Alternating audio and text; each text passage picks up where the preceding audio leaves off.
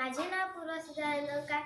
मी इयत्ता 4थीत शिकते. माझ्या शाळेचे नाव जिल्हा परिषद प्राथमिक शाळा कोसारा.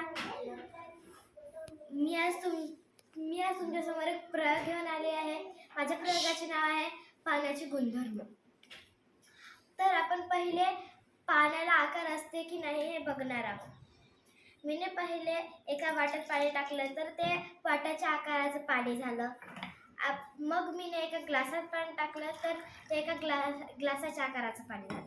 म्हणजे पाण्याला आकार सुद्धा नसते. आता आपण बघूया पाण्याला चव असते की नाही.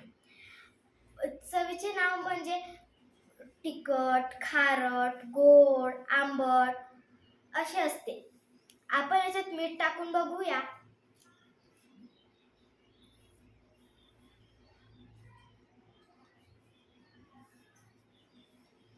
पाण्याची चव आंबट झाली, खारट झाली, म्हणजे पाण्याला चव सुद्धा नसते. या बॉटलमध्ये पाणी आहे.